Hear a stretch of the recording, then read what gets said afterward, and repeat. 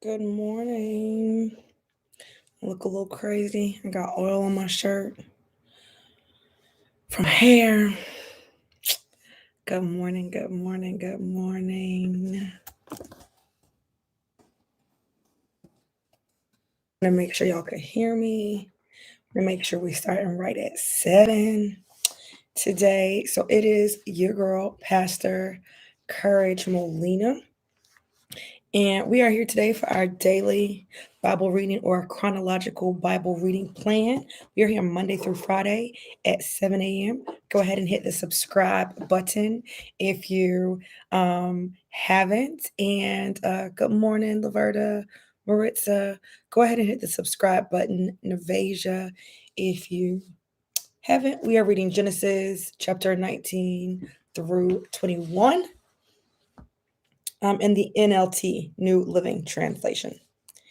Okay. So this is where Sodom and Gomorrah is going to be destroyed. That evening, the two angels came to the entrance of the city of Sodom. Lot was sitting there, and when he saw them, he stood up to meet them. Then he welcomed them and bowed with his face to the ground. My lords, he said, come to my home to wash your feet and be my guests for the night. You may then get up early in the morning and be on your way again. Oh no, they replied. We'll just spend the night out here in the city square. But Lot insisted. So at last they went home with him. Lot prepared a feast for them, complete with fresh bread made without yeast, and they ate.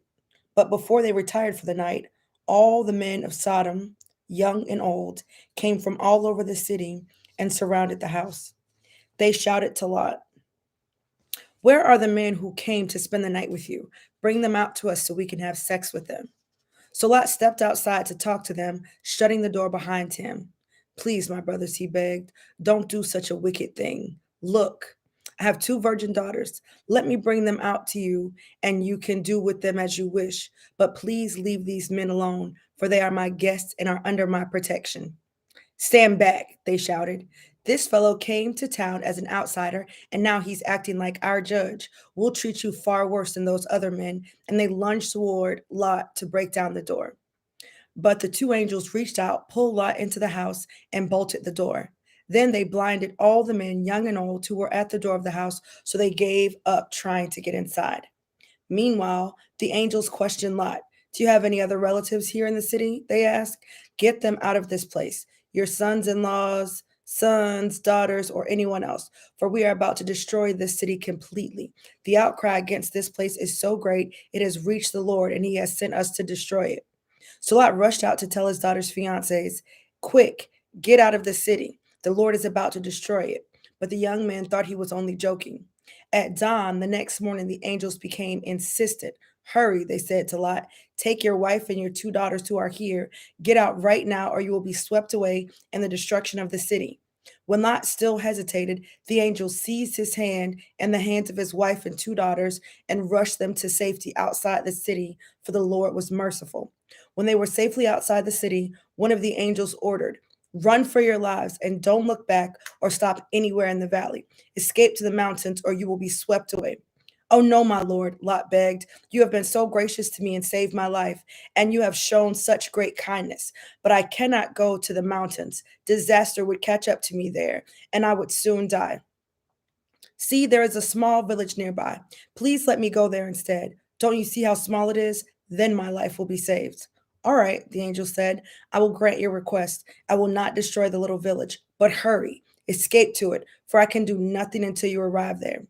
This explains why that village was known as Zor, which means little place. Lot reached the village just as the sun was rising over the horizon. Then the Lord rained down fire and burning sulfur from the sky on Sodom and Gomorrah. He utterly destroyed them, along with the other cities and villages of the plain, wiping out all the people and every bit of vegetation. But Lot's wife looked back as she was following behind him, and she turned into a pillar of salt. Abraham got up early that morning and hurried out to the place where he had stood in the Lord's presence. He looked out across the plain towards Sodom and Gomorrah and watched as columns of smoke rose from the cities like smoke from a furnace.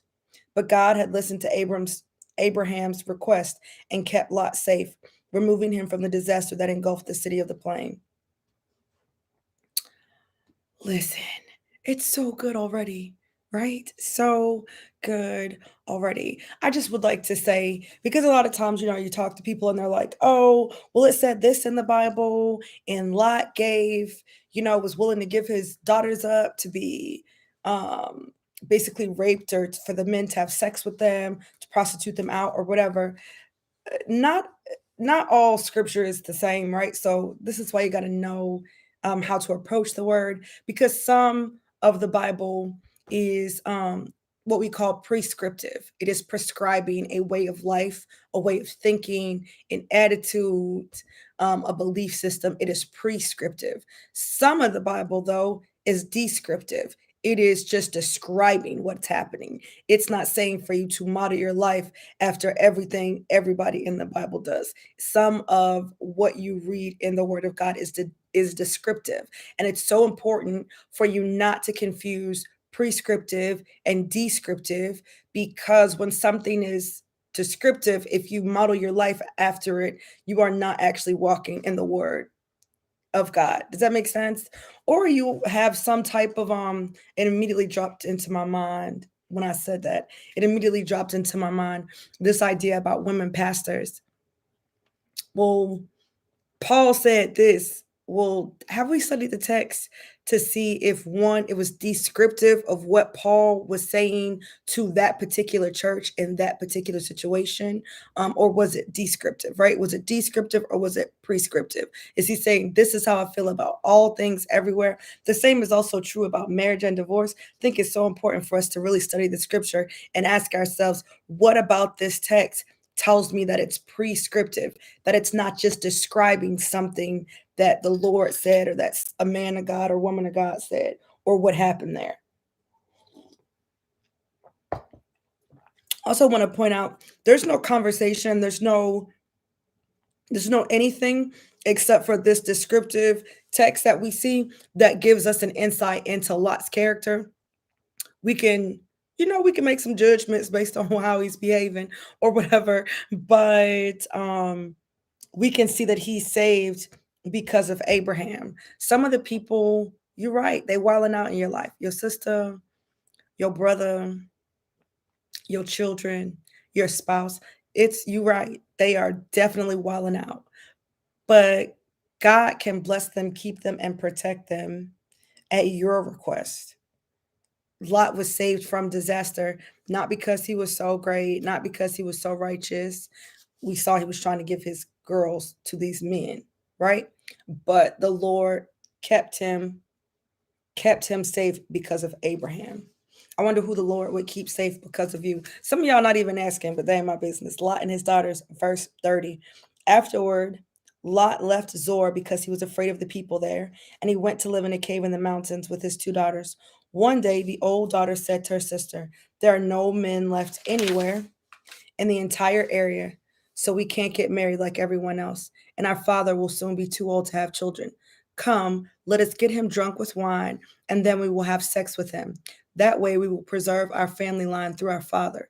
So that night they got him drunk with wine, and the older daughter went in and had intercourse with her father. He was unaware of her lying down or getting up.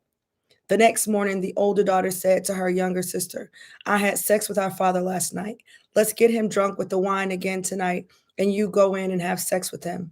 That way, we will preserve our family line through our father. So that night, they got him drunk with the wine again, and the younger daughter went in and had intercourse with him.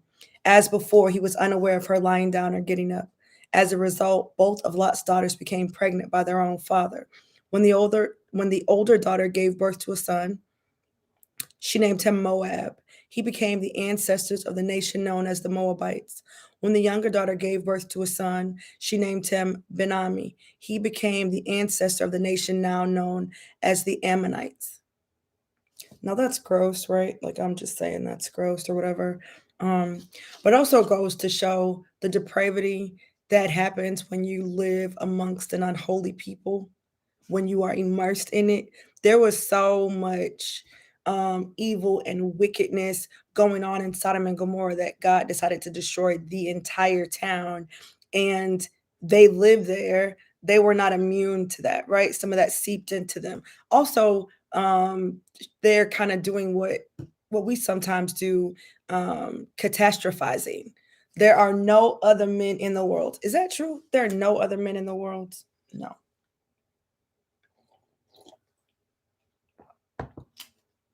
But um, catastrophize, when you catastrophize and then you believe the narrative that you've created, it causes you to act based on that, right? So I wonder if there's anything that you are catastrophizing. I'm never going to get married. I'm never going to have kids. I'm never going to do XYZ, like whatever that thing is. There's no good men out there. There are no good friends out there. There are no good opportunities out there. There are no good, like all of these things, right? I wonder what things we are catastrophizing, and what is it causing us to do? How is it leading us to move? Chapter 20. Abraham moved south to the Negev and lived for a while between Kadesh and Shur, and then he moved on to Gerar. While living there as a foreigner, Abraham introduced his wife Sarah by saying, "She is my sister."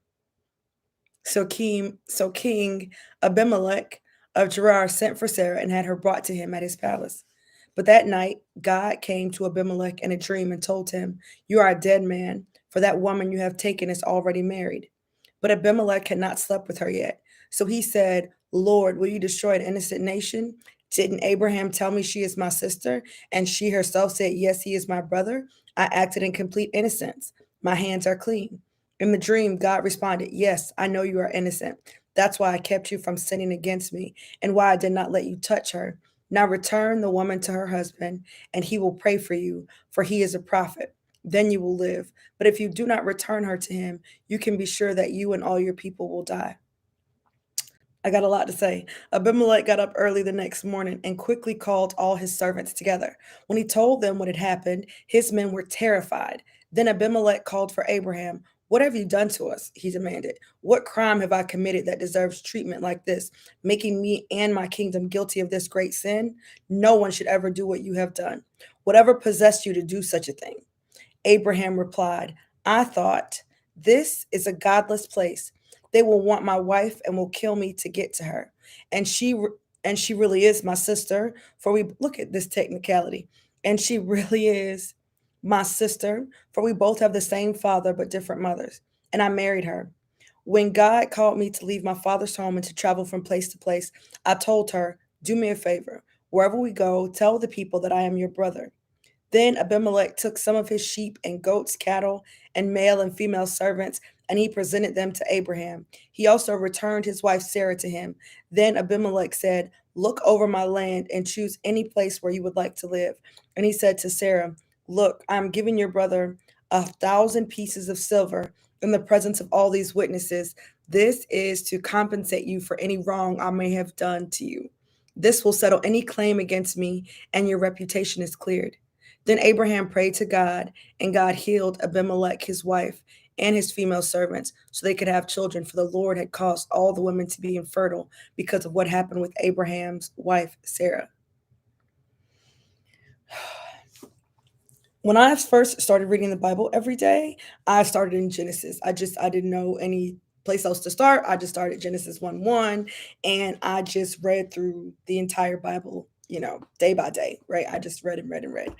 And Old Testament, especially like right here, I start to think of all of the things that I have been told coming up or made to feel. Maybe nobody said it, excuse me, but I was made to feel like if you step out of line as a believer or as a Christian, that is going to wipe away all the blessings and anointing that God has for you. Like, oh, if you are lying, then this is going to happen. If you do this, then this is going to happen. And I'm not saying this as a proponent to lying. I'm not, condoning lying, because he is lying left and dang right here. What I am saying though is that perfection is not required for the promise. Perfection is not required for you to walk in your purpose. This idea that we have to be perfect, we can't have any rough days, bad attitudes, bad patterns, or whatever. It's just not true, because Abraham lied. He almost got this dude in trouble. The man confronted him. He admitted that he lied. He was moved to lie because of fear. I love it when people are like, God has not given us the spirit of fear. Okay, we know we know that God has not given us the spirit of fear. So when we say that, it's not to say for people to not be afraid. It's to say, like, recognize the source of that emotion, recognize the source of that thing. That's not something that God has given you. So don't hold on to that. But fear led him to lie. And what did God do? God used him. He told him to pray for the people, right? He's like, pray for them. Go ahead and pray for them. So God still used him. This same mouth that just opened up to tell a lie, maybe based on fear, but it's still a lie. God still used that man. I'm gonna say this again. This is not about condoning bad behavior or telling you not to grow. It's about telling you to allow yourself to be used by God exactly where you are, with all your shortcomings, with all of the things that you are addicted to, with all of the bad patterns that you have, with all of the thought processes that you have, all the problems you got. Let the Lord use you right now, because if you would allow him to, he still would. He is not seeking your perfection in order to fulfill his promise in your life. He's not seeking your perfection in order for you to fulfill the purpose for which he has created you for. Because after he was like, yeah, I lied because I thought that, certainly these people don't trust God. These people don't fear God. This also shows us that even when there's not a fear of God, the power of God still reigns. They ain't got to be scared of him. They ain't got to be checking for God. It's so crazy how he's like, the Lord told me to come to this place, and he feared that the place that the Lord sent him would be the place where he might be killed. It's so insightful to how we as human beings get it wrong so often, how we as believers start to believe that or behave like, oh, that's for me. God has called you to do this thing, to be in this space. And you think that's the place you're going to die. You think that's the place you're going to fail. You think that's the place that you're going to be made an embarrassment, right? This is what you think. But it makes no sense, because God has sent you to do a thing. How can I die before the work that God sent me to do is completed? How can somebody, I ain't even had a kid yet. The Lord said he was going to make me the father of nations, right? This is what he told Abraham. And then on top of that, he lied, set the man up, maybe not intentionally set him up, but the dude was, you know what I'm saying? He was on the wrong side of the Lord with that girl in his house, in his palace. And then this man blesses him financially. Then the man blesses him financially. He gives silver for her reputation, right? He also gives sheep, goats, cattle, male and female servants. He presents all of those things to Abimelech. Abimelech presents all of those things to Abraham. And Abraham, it just came out that Abraham lied to him. Why do we think, I'm not saying to be out here lying, but I'm trying to figure out, why do we think that we have to be perfect in order to possess the things that God says he has for us? Why do we think that we have to be perfect in order to be blessed? We often feel like God may not bless us, or may not bless the work of our hands, or isn't doing it for us because we're not deserving. So I got to get to a place where I'm deserving. Well, I'm all about your growth, but he don't seem that deserving. And I'm just, I'm just looking at the scripture. He don't seem all that deserving because he's lying, you know, but because of the favor of God on his life, because he's chosen by God to do a thing in the earth, this is how he's getting down, It's just crazy to me. And you are here trying to live your life for the Lord. You're leaning into your growth. Yeah, you have some whatever, but you're not just out here lying left and dang right like this dude is. And you think that the Lord isn't going to answer your prayers. He's not going to fulfill his promises in your life. This is why reading the Bible is so good. Chapter 21, our last chapter for the day. The Lord kept his word and did for Sarah. And he still kept his word even though they was lying. Okay, I'm gonna let that go. I can't let it go. This also was great for us to see like how we could treat people. I'm not saying that somebody's owed a kindness to you, even though they mistreated you, even though they lied to you, especially for my spouses, right? I'm not saying that they deserve it, but I'm saying it's not ungodly to keep your word even when they have revealed their character, even when they've made a mistake, even when they've fallen short. It's still a godly thing for you to keep your word. I know you did this, but I'm going to keep my word. So I'm going to do this thing.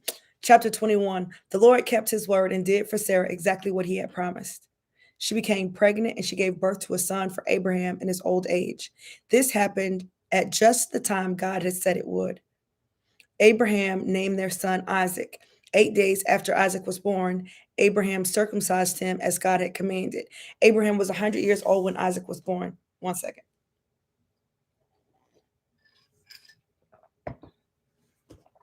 What I will say about Abraham, what I can see about him, his character, is that while fear might have led him to lie,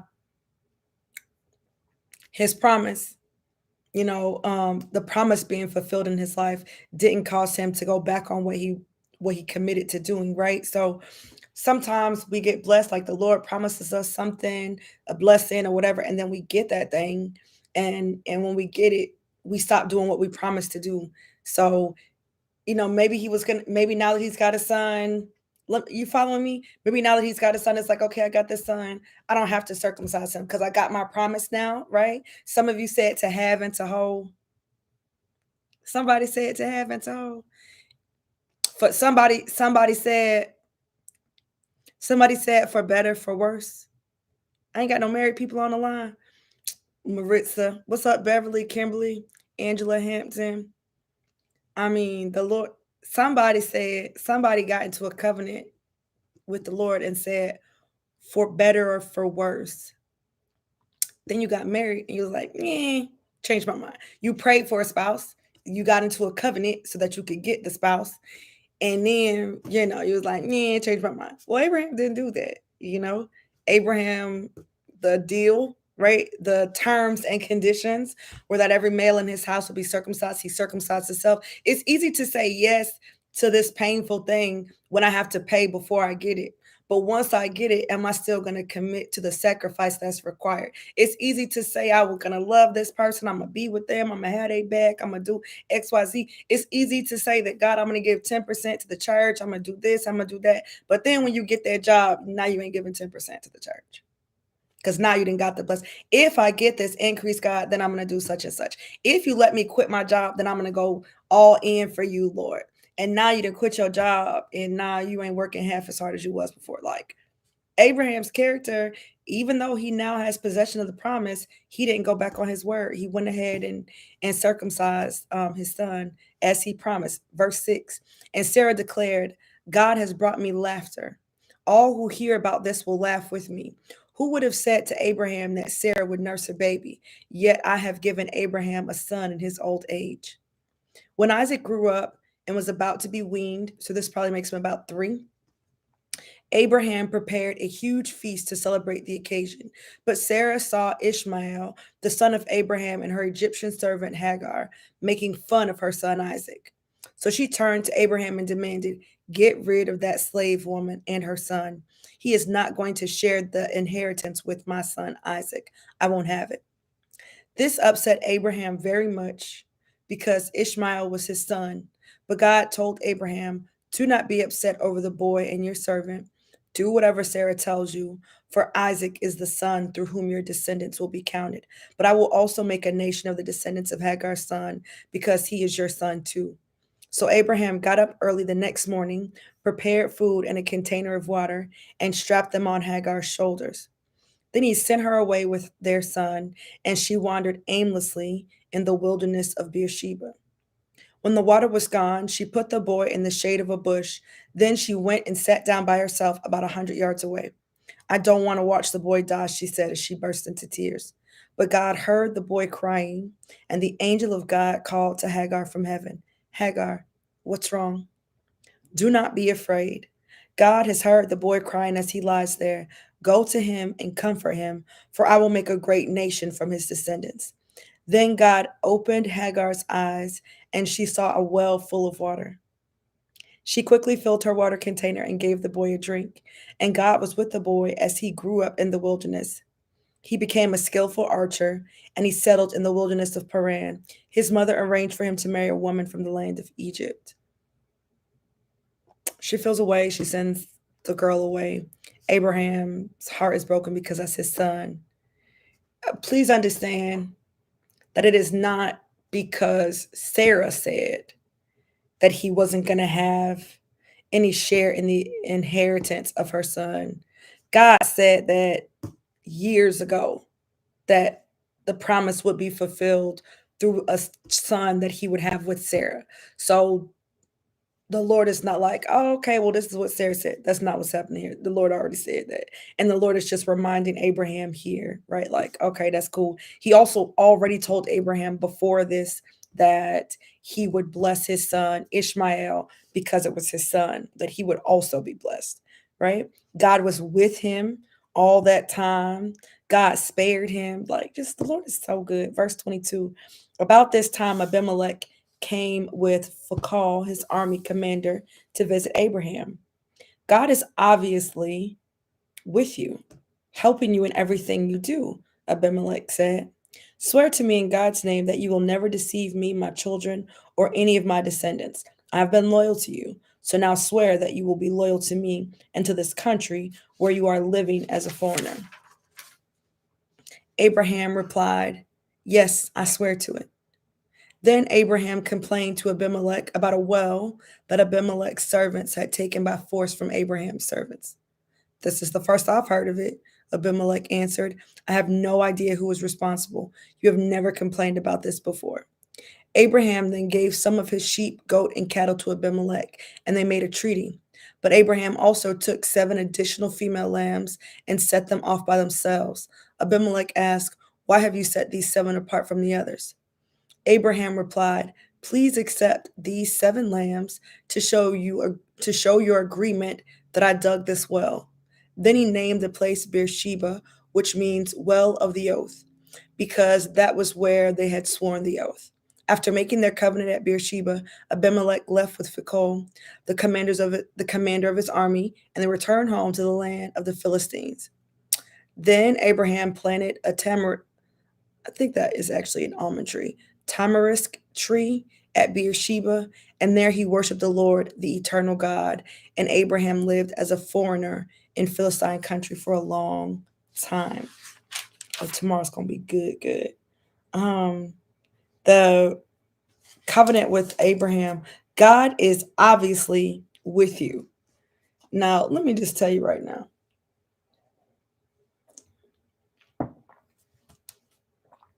That is what I want to be said about me in my life. The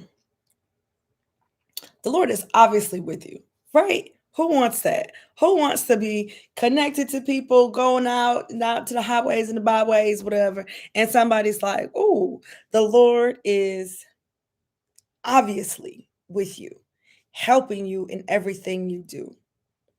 God is obviously with you. Here's the thing though. Now we say yes, that we want we want for people to be able to see that God is obviously with us. Is it going to be obvious that God is with us if we're doing the normal things that normal people can get accomplished on their own? God is obviously with him because he 100 years old and he just had a kid. God is obviously with him because of the way he is, coming up financially. God is obviously with him.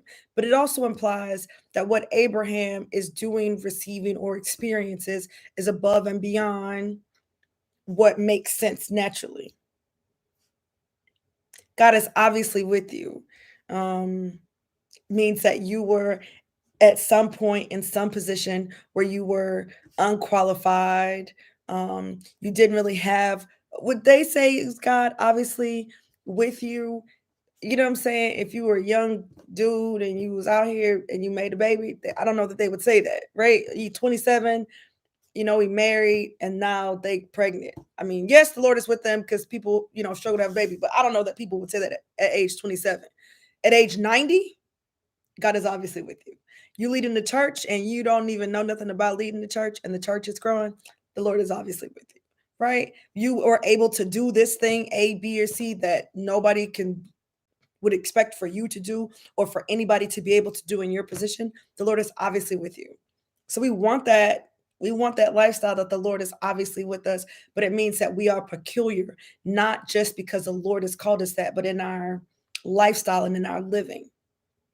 How are you getting up every day doing that? The Lord is obviously with you. How are you forgiving that person like that? The Lord is obviously with you. How are you being so generous? How are you giving at that level? The Lord is obviously with you. How are you able to continue to show kindness to people who are not kind to you? The Lord is obviously with you. So in order to kind of get that distinction, which we want, we talk about this all the time. I talk about this all the time. To get this distinction that you want, it means that there's got to be some shortcomings that could not be easily overcome through natural means.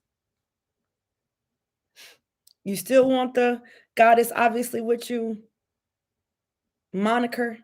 Okay. So understand what that means. Understand what that means. Somebody can see the work of God in my life. It means that there are supernatural things happening. It means that things are happening that I could not do on my own.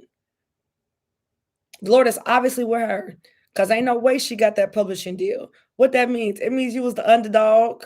It means your platform wasn't that big. It means people wasn't that sweet on you. It means that you don't look like, sound like the people who are the people who's getting that, right?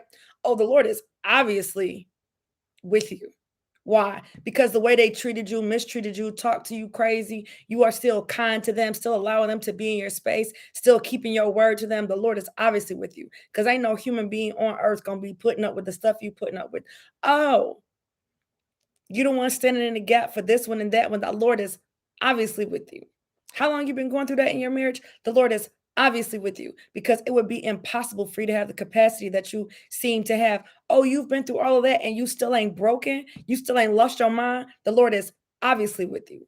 That the Lord is obviously with you. God is obviously with you. That is not on some rainbows and Candyland type stuff. It is you were in an impossible situation. And if you were with us the other day, I think it was like day 16 or day 17, where we're reading about Abraham, God made him a promise when he was old, and then he still didn't have a baby through the way that he said till he was like told 26 years later.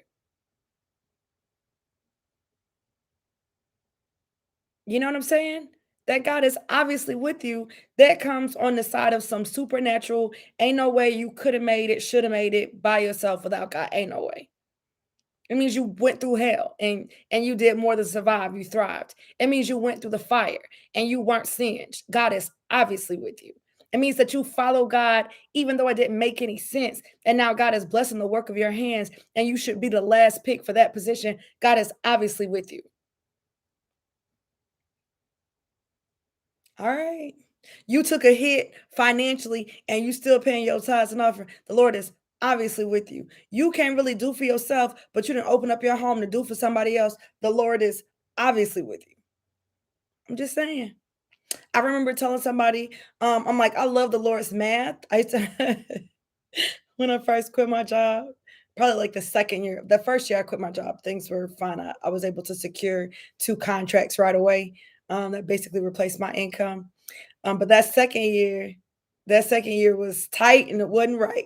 Okay, that second year was tight and it wasn't right. The third year I think might have been even tighter. But here's the thing. Um, when I looked at the math, like the math just wasn't mathing what we were bringing in. I'm like, this does not look like we should be able to pay our rent and pay our car payment. Ain't nobody but the Lord. The Lord is obviously with us. The Lord is obviously with us. Just random things came in. I needed to pay a car payment. They actually were talking about coming to pick my dang car up. And it was like right at the beginning when I first started, accepting like Cash App and things like that because I hadn't accepted it before then. And it was like I needed to make a payment of 335, the next day or whatever. And that morning, the 335 came in Cash App and it was like, oh, I'm just throwing a seed in good ground. I was like, this really happens. The Lord really, I know I heard about it, but the Lord is obviously with us. And so sometimes it means you're in a tight spot for a minute. In order for you to get that, the Lord is obviously with you vibe. You feel me? All right, I love y'all. Be sure to subscribe to the channel. Hit the like button if you like this video. Go ahead and hit the like button for me, please. And share this video with a friend, share this channel with somebody. Y'all know we're trying to hit 1,000 subscribers by December 23rd. So help a sister All right. See y'all tomorrow. Love y'all. Later.